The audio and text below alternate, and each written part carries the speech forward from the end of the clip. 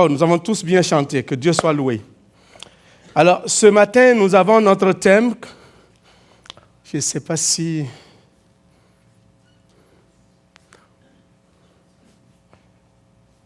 Il y avait des annonces à faire? Je ne reçois rien, moi, là. OK. On va prier pendant que les techniciens s'occupent là-bas. Seigneur notre Dieu, nous voulons te confier ce temps. Ce moment, nous voulons placer cela sous ton au patronage et sous ta souveraineté. Daigne nous diriger et nous conduire. Nous ne sommes rien et je ne suis rien. Le sujet qui m'est confié ce matin à apporter, Seigneur, je tremble dans mes culottes pour pouvoir les amener parce que je sais que je ne suis pas digne même de parler de cela. Parce que je ne suis pas aussi humble comme tu l'aurais voulu que je sois. Parce que je me bats aussi avec cela. Ce matin, j'aimerais que tu rentres dans nos cœurs, que tu nous parles à tous. Qu'ensemble, nous puissions regarder qui tu es, comment tu es, et ce que tu nous enseignes à ce sujet. Nous avons besoin d'apprendre de toi.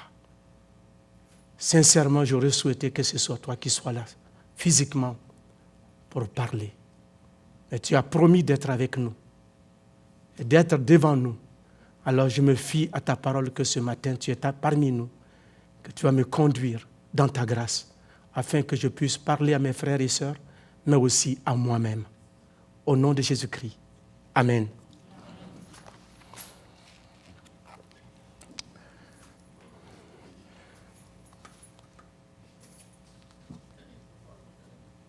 Mais oui. Bon, viens prendre ça. Sinon, c'est envoyé. Depuis. Excusez, pendant que tu mets. Alors donc, ce matin, il est question de parler réellement de Jésus et moi. Jésus et moi, que nous avons commencé depuis quelques semaines avec Trevor Bridgman. Et Trevor nous a traité, nous a soutenu, nous a enseigné sur le sujet en disant « Jésus et moi, soyons saints. Jésus et moi, soyons compatissants. » Et ce matin, j'ai la lourde responsabilité de parler de Jésus et moi, soyons humbles. Soyons humbles. Et je sais que c'est une lutte pour moi. Nous sommes tous orgueilleux d'une certaine façon, moi le premier. Peu importe ce qu'on peut dire, nous sommes tous orgueilleux. Et quelqu'un a dit que l'orgueil, ça meurt 15 minutes après ta mort. C'est-à-dire que quand tu es mort, l'orgueil est encore là, il attend 15 minutes pour se rassurer que tu ne vas pas te lever sans lui avant de te quitter. Alors, nous sommes tous orgueilleux. Et ce matin, je ne veux pas prétendre dire que je suis meilleur que vous dans ce que je vais dire. Simplement, je vais essayer de nous aider ensemble, que nous puissions voir qu'est-ce que Dieu veut que nous fassions. Comment est-ce que Dieu veut que nous allions. Et regarder Jésus-Christ, le modèle suprême, le summum de l'humilité. Et de pouvoir appliquer cela dans notre vie. Amen. Amen. Alors, donc, pourquoi nous devons enseigner sur l'humilité? Pourquoi? Premièrement, nous enseignons sur l'humilité. Bon, je passe déjà vite. Pourquoi nous devons enseigner sur l'humilité? Parce que, premièrement, c'est biblique d'être humble. La Bible nous enseigne d'être humble. La Bible nous exhorte à être humble. Elle nous dit, je vous exhorte, quand nous regardons dans Éphésiens chapitre 4, versets 1 et 2, il dit, je vous exhorte donc, moi le prisonnier, dans le Seigneur, à marcher d'une manière digne de la vocation qui vous a été adressée, en toute humilité et douceur, avec patience. En toute humilité et douceur, avec patience. Parce que c'est biblique d'être humble. Ce n'est pas une option. C'est un impératif, ça fait partie de la vie du croyant. Pourquoi nous devons être humbles? Parce que nous voulons obtenir grâce auprès de Dieu. La Bible nous dit que Dieu résiste aux orgueilleux, mais il fait grâce aux... Alors c'est pourquoi nous voulons enseigner que l'Assemblée chrétienne du Cap de la Madeleine, vous et moi, chacun de nous, et ceux qui nous visitent, et ceux qui ont fait de cette église leur foyer, que nous devons cultiver, développer l'humilité. Parce que nous voulons obtenir grâce. Dieu dit qu'il résiste à ceux qui sont orgueilleux. Alors, si nous voudrons être favorables aux égards de Dieu, à l'égard de Dieu, ou bien si nous voulons que Dieu soit favorable envers nous plutôt, alors nous devons développer l'humilité. Nous voulons être humbles parce que nous voudrons être élevés au temps convenable. La Bible nous dit que Dieu résiste aux orgueilleux, mais il fait grâce aux humbles. Humilions-nous donc sous la puissante main de Dieu afin qu'il vous élève au temps convenable. La Bible nous exhorte à nous humilier sous la puissante main de Dieu et non sous la puissante main des rois et des princes de ce monde. Il nous demande de nous humilier afin que lui nous élève au temps convenable. Parce qu'il y a un moment pour que tu sois élevé. Il y a un moment pour que tu sois dans l'ombre, dans la petitesse. Il y a un moment pour cela. Il y a un temps pour s'élever. Mais si tu essaies de t'élever avant le temps de Dieu, tu vas te casser les reins. Si tu essaies de te lever avant le temps de Dieu, tu vas te lever avec tes propres moyens, ça ne tiendrait pas longtemps. Si d'autres personnes essayent de t'aider à te lever et que ce n'est pas Dieu qui t'a élevé, tu vas t'écrouler et la chute sera catastrophique. Mais quand Dieu t'élève en son temps, au moment convenable, tu es solide comme une chaîne. Tu es solide. Tu ne tombes pas. Tu ne peux pas te briser. Parce que Dieu t'élèvera au temps convenable. C'est le moment approprié. Beaucoup de gens ont voulu s'élever sans que ce ne soit Dieu. Ils ont voulu occuper des postes sans que ce ne soit Dieu qui les a mis là. Ils se sont battus, ils ont fait la petite politique pour arriver à obtenir des endroits. Et puis ils sont là, mais ça ne marche pas. Pourquoi? Parce que ce n'est pas Dieu qui les a amenés là. Ils sont allés de leurs propres moyens, de leur propre force. Mais quand Dieu t'élève, personne ne peut te faire descendre. L'Écriture dit, quand Dieu ferme une porte, personne ne peut l'ouvrir. Mais quand Dieu ouvre une porte, personne non plus ne peut la fermer. Amen. Pourquoi nous voudrons enseigner sur l'humilité? Parce que nous voudrons conserver l'unité dans l'Église et dans nos familles. L'humilité est un ingrédient important, l'ingrédient essentiel pour que les croyants, les chrétiens puissent s'approcher de Dieu. Ils ont besoin de l'humilité. Pour que les chrétiens puissent s'approcher entre eux-mêmes, ils ont besoin de l'humilité. Se demander des services et se demander pardon, vivre en harmonie dans la maison de Dieu ensemble, dans le couple et dans le foyer, nous avons besoin de l'humilité. Et si nous ne l'avons pas, rien ne fonctionnera correctement. On peut être un couple, on est ensemble, mais ça ne va pas. On est ensemble pour l'image. Pour ne pas les quand on dit qu'on va compléter, augmenter ou gonfler le taux des divorcés, alors donc on reste ensemble quand même. Mais ça ne va pas. On ne s'aime pas. L'amour a disparu il y a longtemps. Elle a pris la fenêtre. Parce qu'on n'est pas prêt à s'humilier et à demander pardon et à régler les problèmes et à combattre, à attaquer le problème plutôt qu'à nous attaquer nous-mêmes. Des frères sont dans l'église et des sœurs sont dans l'église, ils ne peuvent pas se regarder. Ils se regardent en chien faillant. Quand l'autre passe ici, il va de l'autre côté. Ils disent qu'ils sont enfants de Dieu, nés de nouveau, ayant reçu le Saint-Esprit, mais ils ne sont pas capables de cohabiter ensemble, de travailler ensemble, d'exercer un même ministère ensemble, d'approuver et de bénir l'autre dans son travail. Tout ce qu'on fait, c'est de le calomnier et chercher à le couper l'herbe sous les pieds, à essayer de détruire son image, à le dénigrer de sorte que les autres le vomissent. Nous sommes tous comme ça. Mais ce n'est pas ce que Dieu veut de nous. L'humilité. Pourquoi nous enseignons sur cela?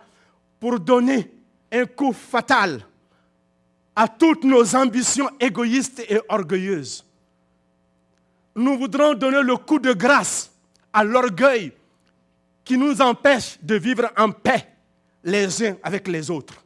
Nous voudrons donner le coup de grâce réellement à nos ambitions qui ne sont pas de Dieu, égoïstes, qui font que nous ne pouvons pas plus prendre soin des uns des autres, qui font que nous ne pouvons pas nous impliquer dans l'œuvre de Dieu, qui font que nous ne sortons plus pour aller évangéliser, qui font que nous n'assistons plus aux études bibliques, qui font que nous n'assistons plus même à groupe connexion, qui font que dans nos foyers, dans nos familles, ça ne marche plus. Christ est devenu simplement un emblème qui est accroché dans notre famille, mais il ne sert plus à rien. À cause que nos égoïsmes et nos ambitions personnelles nous envoient loin du plan de Dieu. Voilà pourquoi nous voulons enseigner et parler de l'humilité. Nous voulons parler de cela pour développer et garder une relation en santé avec Dieu. Donner gloire à Dieu. En un mot, nous devons cultiver l'humilité comme peuple de Dieu pour donner gloire à l'Éternel notre Dieu. Amen. C'est ça que nous voulons faire. Alors dans ce cas, comme je l'ai dit, l'humilité, c'est un ingrédient nécessaire pour s'approcher de Dieu et indispensable pour la marche chrétienne. Si la foi et la sainteté nous rendent agréables à Dieu, mais l'humilité lui attire favorablement le regard de Dieu sur nous. Si la foi et la sainteté nous rendent agréables à Dieu, l'humilité attire favorablement le regard de Dieu sur nous. Et l'Écriture nous dit, Dieu lui-même déclare dans Ésaïe, il dit, voici, je regarde. Voici sur qui je regarde, celui qui est humble et qui a l'esprit abattu et qui tremble à ma parole.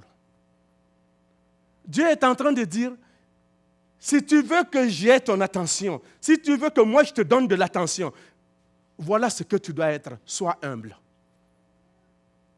Dans nos familles, dans notre société, les enfants, quand ils veulent avoir de l'attention, qu'est-ce qu'ils font?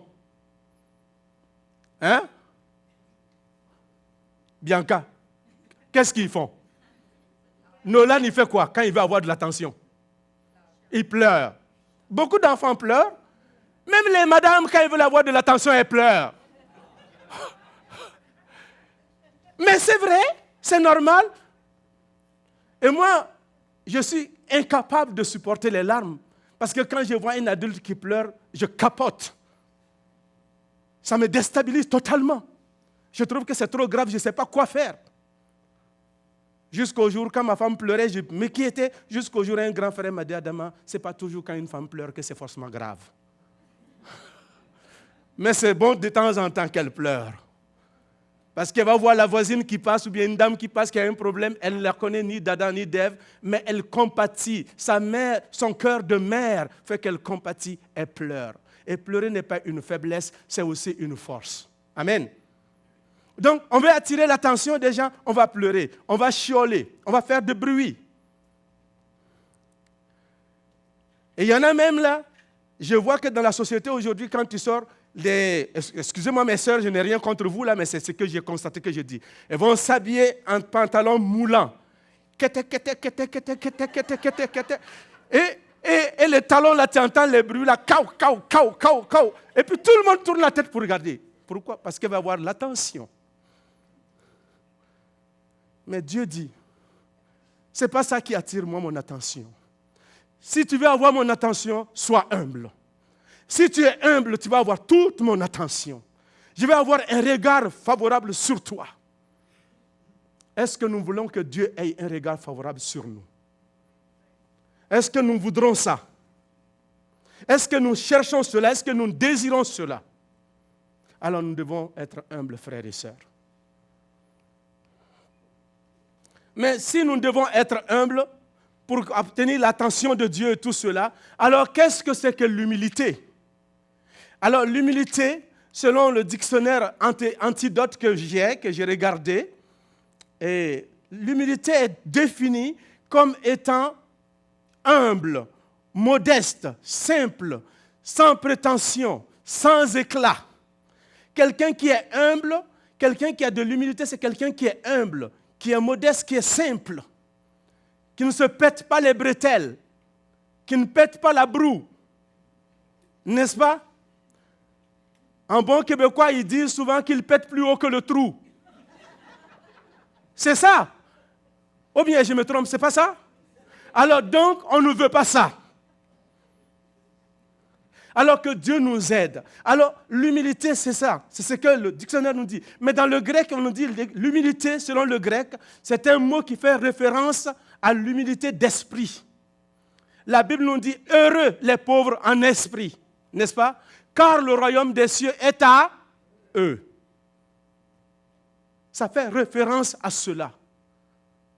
Alors donc, être humble, c'est savoir se rendre petit. C'est se faire petit, reconnaître sa position, accepter qu'on est petit et faire plaisir et aider les autres.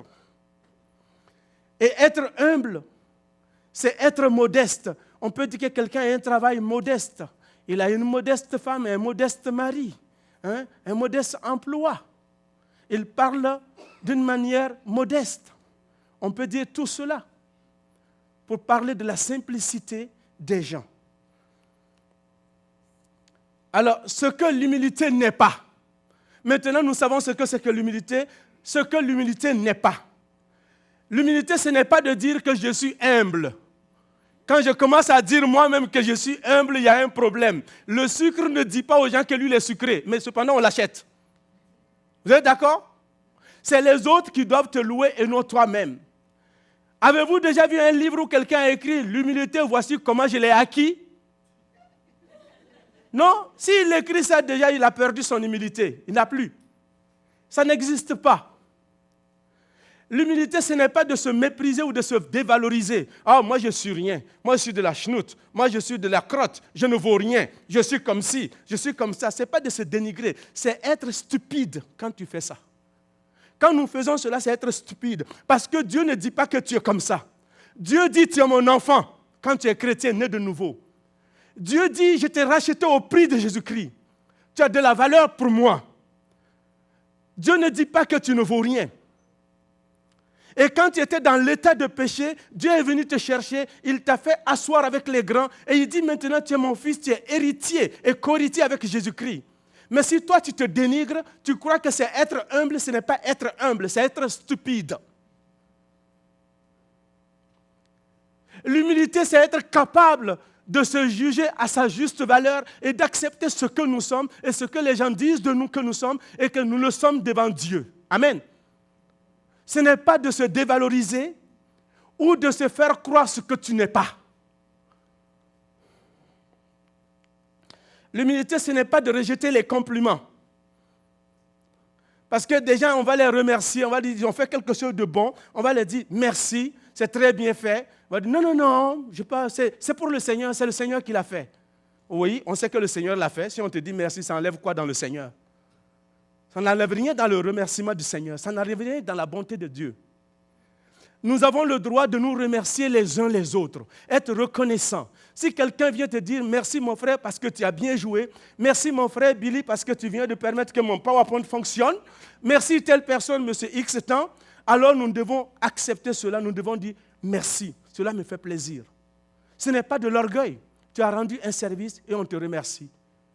Vous savez, une fois, une jeune dame a joué au piano à l'église.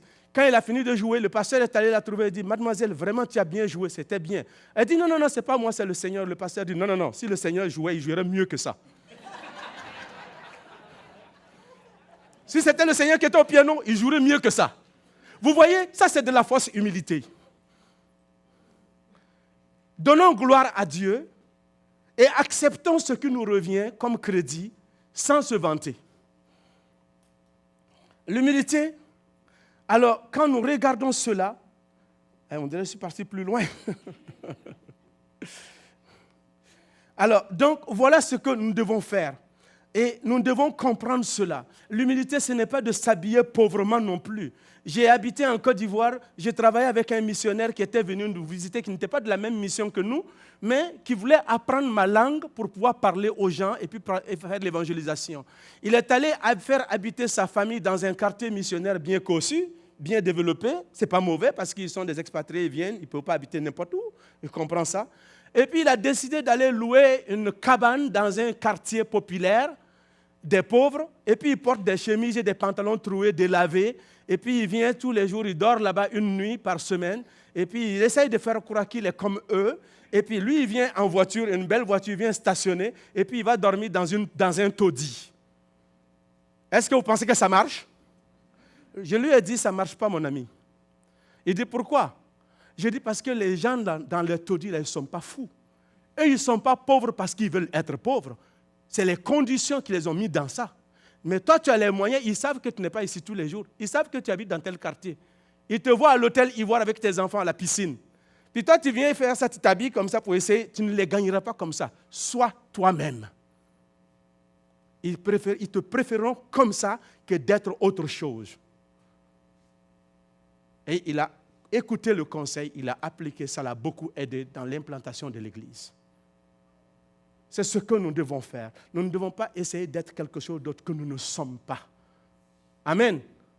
Un jour, quelqu'un m'appelle, il essaye de me taquiner, parce que vous savez, dans les assemblées des frères que nous sommes, nous ne disons pas pasteur, on dit ouvrier, en plein temps, ou bien, bon, c'est tout récemment avec notre nouvelle constitution qu'on a fait avec notre frère Gilles Poulain et d'autres frères ici, on a dit non, ce n'est pas le mot approprié devant le gouvernement, on dit l'ouvrier, c'est le ministre du culte.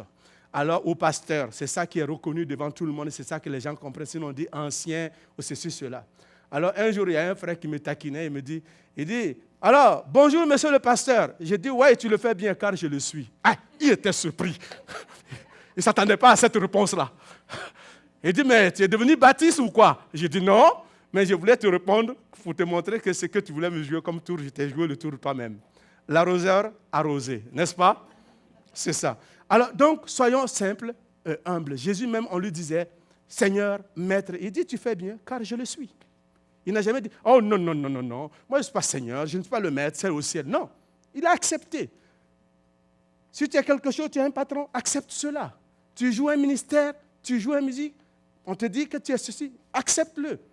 Dans l'Église, on ne peut pas être différent des autres d'une certaine façon au niveau du travail. Les rôles sont là pour éclairer, pour enlever toute ambiguïté dans l'exercice de nos dons et de nos ministères et de nos devoirs. Quand tu as un titre, tu as une responsabilité qui vient avec. Sinon, au ciel, Dieu ne s'appellera pas Dieu le Père, et puis le Saint-Esprit et le Fils. Ils auraient dû dire simplement, on est tous Dieu, puis ça s'arrête là. Mais pourquoi ils ont partagé? Il y a l'ange Gabriel et à ceci, ceux-là, ils ont leur rôle. Pourquoi? Ils ont clarifié les choses. Ce n'est pas parce qu'ils sont moins spirituels. Donc, l'humilité ne veut pas dire renier les fonctions ou les dons ou les talents que les uns et les autres ont. Alors, Jésus et moi, maintenant, puisque tout ce que nous sommes en train d'étudier ce matin, nous voudrons savoir comment nous pouvons être humbles. Comment nous pouvons vivre l'humilité selon la parole de Dieu. Jésus et moi, nous devons savoir si nous voulons cultiver une relation fondée sur l'humilité avec Jésus. Nous devons regarder premièrement à Jésus lui-même, à sa personne. Depuis sa naissance jusqu'à sa mort, quand nous regardons la chronologie de sa naissance jusqu'à sa mort, il y a beaucoup de choses qui se sont déroulées dedans. Jésus dit lui-même, de lui-même, il dit, je ne cherche pas ma gloire, je suis venu pour faire la gloire de mon Père. Jésus n'est pas venu faire sa propre gloire. Il dit, je ne cherche pas ma gloire. Je ne cherche point ma gloire, mais je fais la gloire de Dieu. C'est ça qu'il veut. Alors, donc, nous devons savoir qu'il ne cherche pas à faire autre chose. Nous aussi, si nous voulons être humbles, nous ne devons pas chercher autre chose que la gloire de Dieu. De louer Dieu et de travailler pour sa gloire. Et Jésus lui-même dit, car je suis doux et humble de cœur. Imaginez-vous dans la rue et puis vous vous promenez, vous dites, vous êtes doux et humble de cœur. Est-ce que les gens vont vous croire? Non, mais Jésus lui pouvait le dire. Pourquoi? Parce qu'il était. par ses actions et par ses paroles. Et tout ce qu'il faisait était vraiment exact, qu'il était humble et doux. Alors, nous regardons, de par sa naissance, Jésus a démontré qu'il était un homme humble. Il ne vient pas dans un palais royal. Il est né dans une étable. Cependant, il est le Dieu créateur de l'univers et tout lui appartient. Il aurait pu détacher une délégation dans le ciel pour les envoyer sur la terre, préparer le terrain et rassembler tous les rois de la terre, de préparer un festin parce que lui, il vient, et de lui bâtir la meilleure des maisons. Mais il n'a pas fait cela. Il vient comme un enfant dans une étable. Quelle humilité! Quelle humilité! Il naît dans une étable. Il ne vient pas avec une cuillère d'argent dans la bouche. Il ne grandit pas avec cela. Non, Jésus-Christ, il vient pour servir aussi en même temps. Il dit, car le Fils de l'homme est venu non pour être servi, mais pour servir et donner sa vie en rançon pour plusieurs. Dans Marc 10, 45, c'est ce qu'il nous dit. Il vient pour servir. Il ne vient pas pour se faire servir. Il ne vient pas pour être le boss pour tout le monde. Cependant, il avait les capacités, les moyens, la force de le faire. Mais il ne l'a pas fait. Il a démontré son humilité au travers de cela. En lavant les pieds des autres. Il a démontré son humilité en travaillant, en naissant dans une famille modeste de charpentiers, fils de charpentier. On l'appelait comme ça. Jésus, le fils du charpentier. Son papa faisait un métier modeste. Il aurait pu dire à Joseph, amène-moi ton CV, puis il va te donner un bon job, là. Arrête de tailler le bois là-bas. Là. Mais il n'a pas fait ça. Toutes les richesses lui appartenaient. Mais il a accepté de travailler, comme tout le monde, pour subvenir à ses besoins. Et en accompagnant son père dans le travail. Quelle humilité!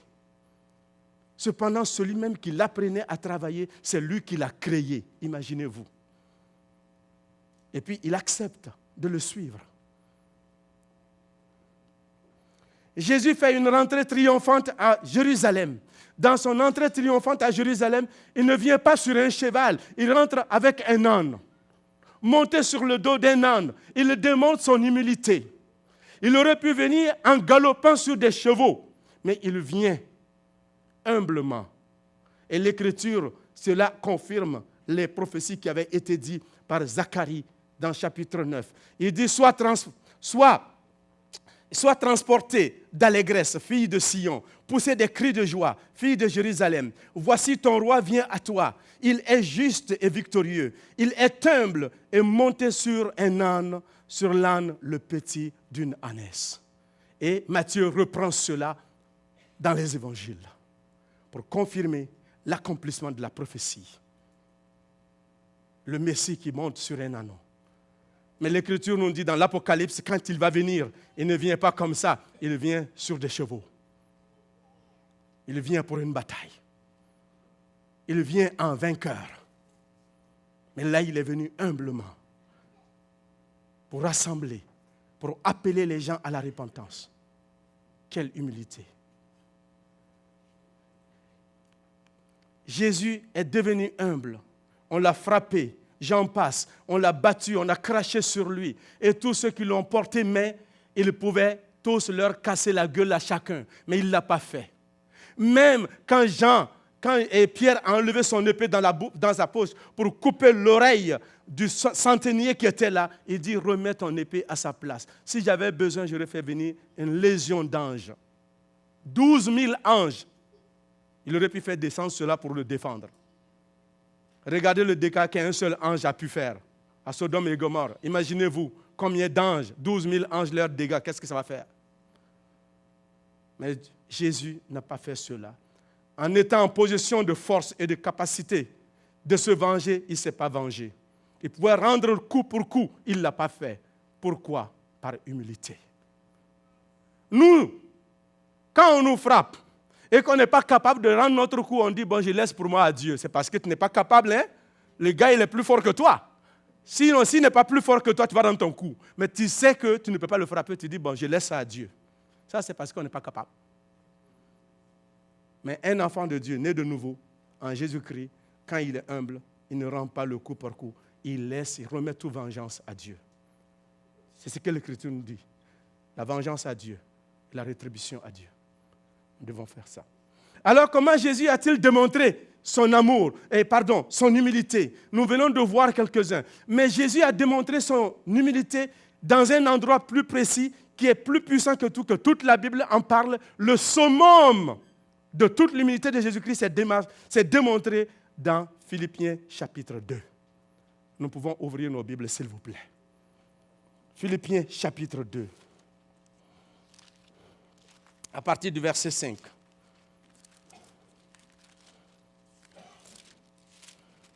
Philippiens chapitre 2, à partir du verset 5.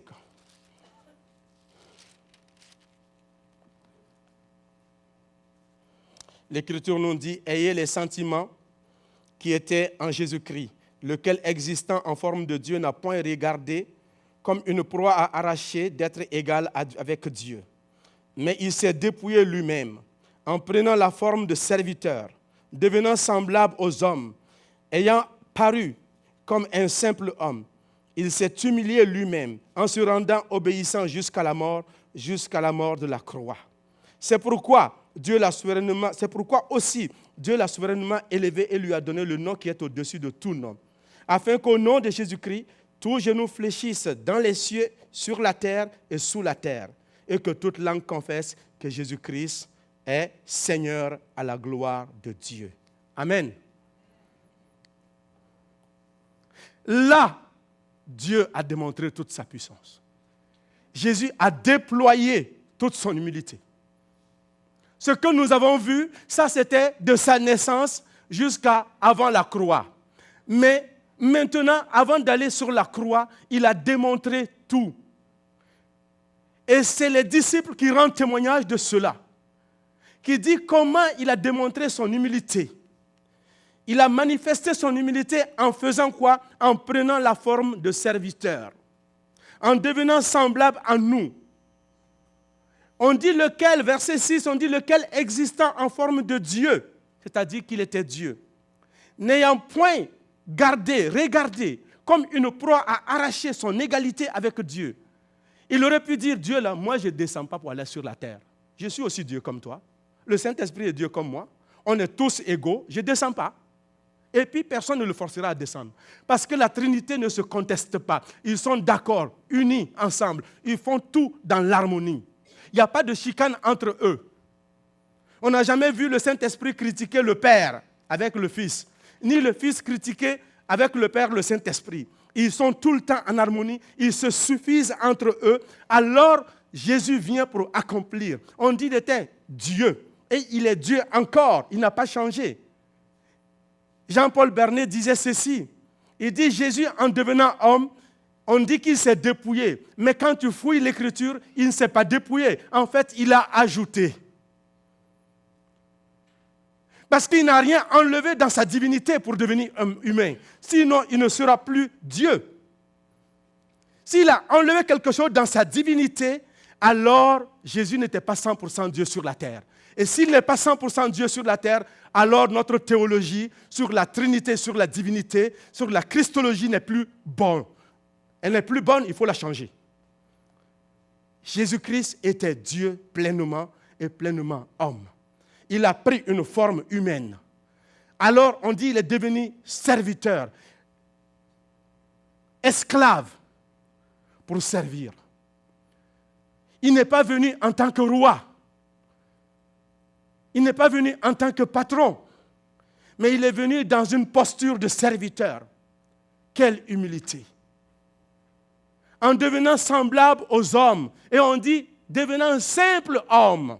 Simple homme. C'est-à-dire que vous et moi, là, nous ne sommes que des simples hommes. Vous comprenez ça? Jésus est devenu ce qu'il n'a jamais été. Et tout en restant ce qu'il a toujours été. Je reprends. Jésus est devenu ce qu'il n'a jamais été, tout en restant ce qu'il a toujours été. Amen. Dieu, homme. Alors il a pris la forme. Et il est devenu semblable aux hommes, ayant paru comme un simple homme. Voilà l'humilité de Jésus-Christ. Il a décidé de devenir un humain. Un Dieu puissant qui n'a pas besoin d'être comme nous, mais qui décide de descendre, de prendre notre physique et devenir comme nous pour nous racheter. Il a montré son humilité. Il aurait pu détacher un ange du ciel pour venir mourir à la croix pour nous. Il aurait pu dire, Gabriel, bon, je te donne l'ordre, tu t'en vas faire ça. Mais il n'a pas fait ça. Il est venu lui-même. C'est ça l'humilité. Le roi qui descend de son trône et qui descend, qui marche dans les rues de Jérusalem. Quelle humilité pour nous. Qu'est-ce que cela nous enseigne? Le fait que Dieu tout-puissant, capable de tout faire, capable de tout créer, il n'a pas besoin de travailler physiquement. Il prononce et les choses viennent à l'existence. Mais que lui, il décide de marcher parmi nous. Il décide de manger comme nous. Il décide d'accepter de souffrir comme nous. De dormir, d'avoir faim comme nous. Et de marcher et de manger avec les pauvres. De guérir les malades et de toucher les impurs, les lépreux. Tout cela, si ce n'est pas de l'humilité, dites-moi c'est quoi? Quand nos rois et nos chefs d'État se déplacent, on va tester, on va regarder tous les lieux pour que ça soit sûr, sécure. Personne ne peut les approcher. Il faut prendre audience pour les rencontrer. Et même quand ils ne sont plus présidents, quand ils viennent à Trois-Rivières ou à Québec, Trois-Rivières, ils ne sont jamais arrivés ici, là. Quand ils viennent à Montréal, il faut payer des tickets pour aller les rencontrer dans leurs conférences. Ils ne sont pas approchables. Mais nous, notre Dieu, s'est rendu accessible à tous. C'est pourquoi nous pouvons le prier ce matin. C'est pourquoi nous pouvons l'adorer ce matin. Et il veut que nous soyons comme lui. Il nous donne son modèle à lui. L'humilité, c'est ressembler à Christ. Avoir les sentiments de Christ en nous. Les pensées de Christ en nous. Les motivations de Christ en nous. Le désir de Christ en nous. La joie de Christ en nous. Deuxièmement, Christ est devenu, il a manifesté son humilité en se rendant obéissant. L'Écriture nous dit dans le verset 8 à 11, verset 8, je vais seulement lire cela, il dit, il s'est humilié lui-même en se rendant obéissant jusqu'à la mort, jusqu'à même la mort de la croix. Jusqu'à même à la mort de la croix.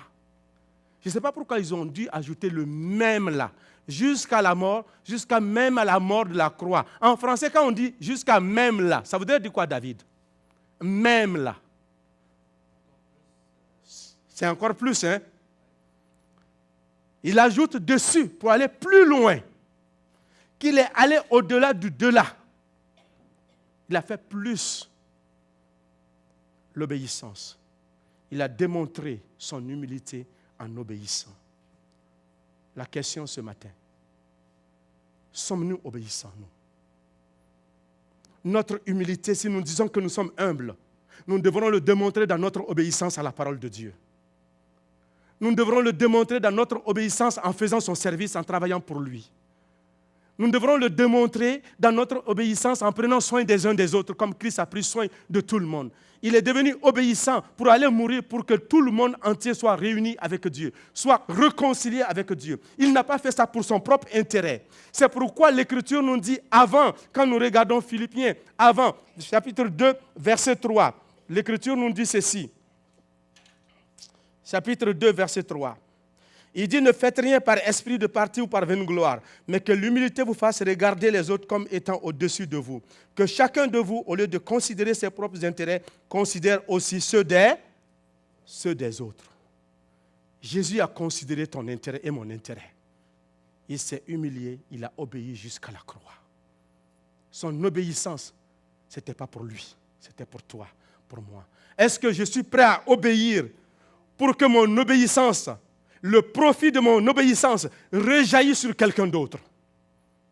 Sommes-nous prêts à obéir pour que notre obéissance soit une bénédiction pour Trois-Rivières, une bénédiction pour nos voisins, une bénédiction pour nos patrons, une bénédiction pour nos collègues au travail, une bénédiction pour les enfants, une bénédiction pour nos visiteurs, une bénédiction pour tous ceux et celles que nous rencontrons. Sommes-nous prêts à obéir comme Christ a obéi? Lui, quand il a obéi, ça a eu un impact. Quand nous obéissons pour notre propre profit, pour notre égoïsme. Parce qu'on veut recevoir quelque chose de Dieu, on va obéir. On va jeûner et prier parce qu'on est dans du trouble, on a besoin de ça, alors on veut que Dieu réponde.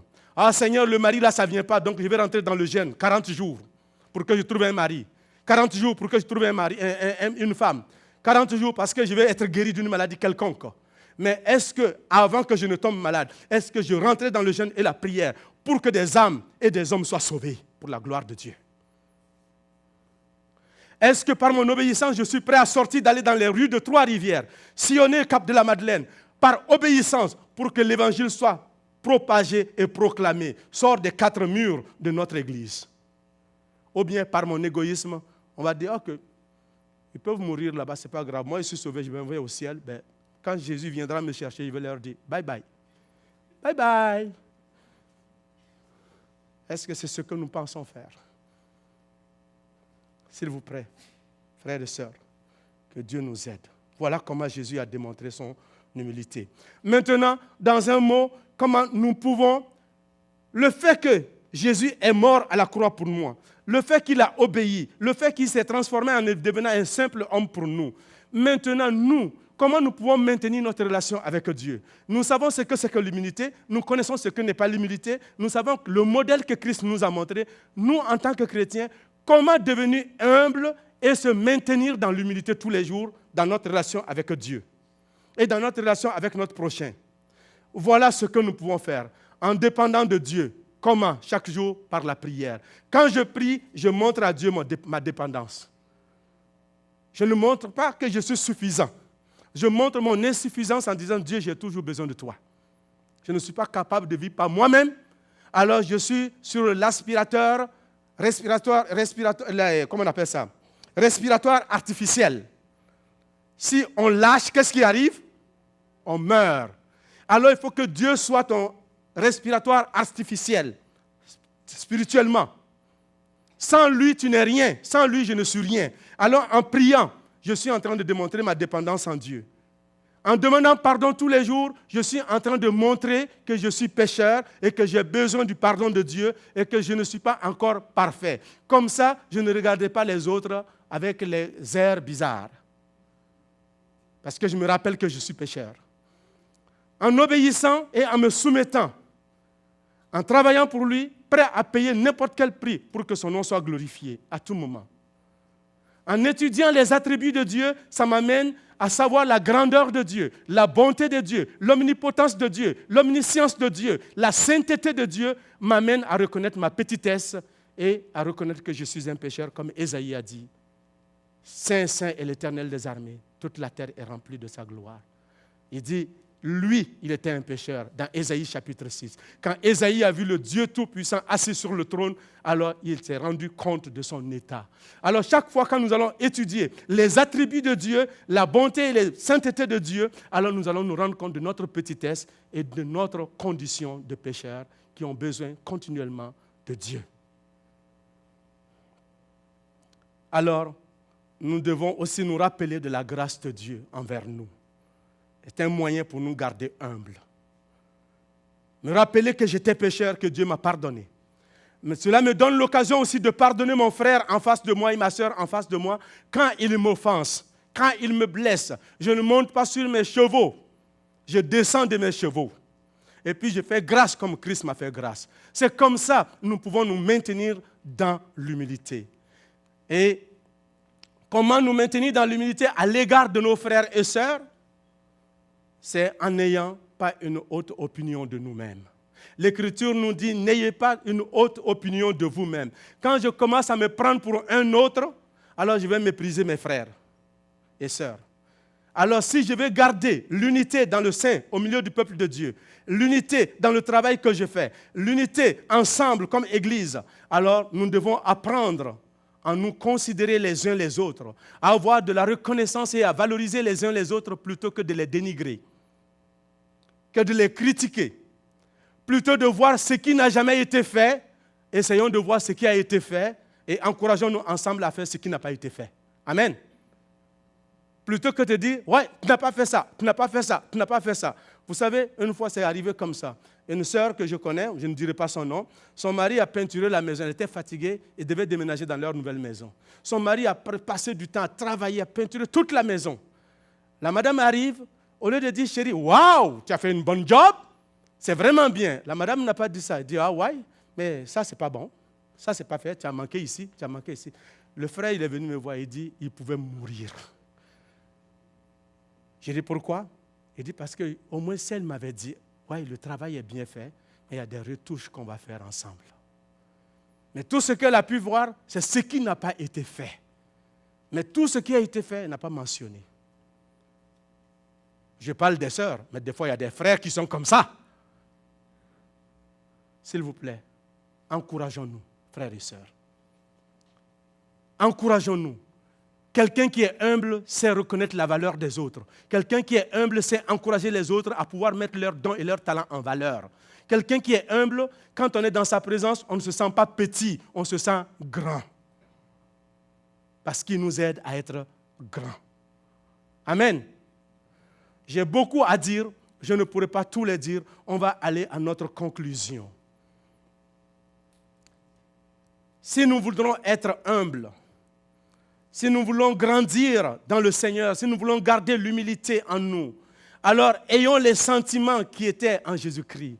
Mais ici, dans Romains 12, 16, il nous appelle, ayez les sentiments les uns pour les autres. N'aspirez pas à ce qui est élevé, mais laissez-vous attirer par ce qui est humble. Ne soyez point sages à vos propres yeux. Ça, c'est un avertissement qu'il nous donne, pour nous éviter de tomber de l'autre côté, pour nous garder dans l'humilité. Cherchons ce qui est humble. Ça ne veut pas dire de ne pas travailler, de ne pas être meilleur. Si Dieu te donne des talents pour travailler et être meilleur, c'est bon. Mais ne cale pas les autres pour que toi tu sois meilleur. Amen. Ne cale pas les autres. Aide les autres à monter.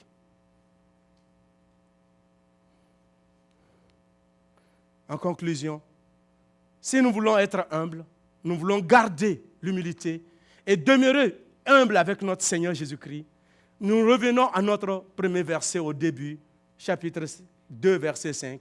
Ayons les sentiments qui étaient en Jésus-Christ. C'est la clé. Il était animé avec des bons sentiments. Il n'a pas cherché son intérêt à lui. Il a cherché l'intérêt de tous. Il n'a pas cherché sa propre gloire. Il a cherché à glorifier Dieu. C'est ce que nous devons faire. Je vous laisse avec ces 3 petits conseils. N'ayons pas une trop opinion de nous-mêmes. Considérons, ayons une considération les uns pour les autres. Recherchons la gloire de Dieu en toutes choses, dans tout ce que nous faisons. Et dans Michée chapitre 6, verset 8, il dit, « Ô homme, on t'a fait connaître ce qui est bien, ce que l'Éternel demande de toi. C'est que tu pratiques la justice et que tu aimes la miséricorde et que tu marches humblement devant ton Dieu. » Alléluia. Tenez-vous debout, s'il vous plaît. Est-ce qu'on connaît ce chant? On peut le chanter ensemble? Oh, homme, on t'a montré ce qui est bien. C'est ça? Oh, comment on dit? On va? Comment ça? Oh, homme, c'est que l'Éternel de toi, c'est que tu pratiques la justice, que tu aimes la miséricorde, que tu marches humblement avec ton Dieu, que tu marches humblement avec ton Dieu. Une dernière fois. Oh, homme, t'as fait connaître, oh homme, ce qui est bien. C'est ce que l'Éternel demande de toi. C'est que tu pratiques la justice, que tu aimes la miséricorde, que tu marches humblement avec ton Dieu, que tu marches humblement avec ton Dieu. Seigneur, aide-nous à marcher humblement avec toi. Pardonne-nous nos péchés et nos fautes. Tout ce que nous avons fait qui n'a pas été à ta gloire. Toutes les fois où nous avons été orgueilleux. Toutes les fois où nous avons mis notre intérêt en avant. Nous te demandons pardon. Donne-nous désormais maintenant de marcher humblement avec toi et en prenant l'intérêt de nos frères en compte, en les valorisant, en les aidant à réussir plutôt qu'à les caler. Béni soit ton nom, accompagne ton peuple au nom de Jésus-Christ.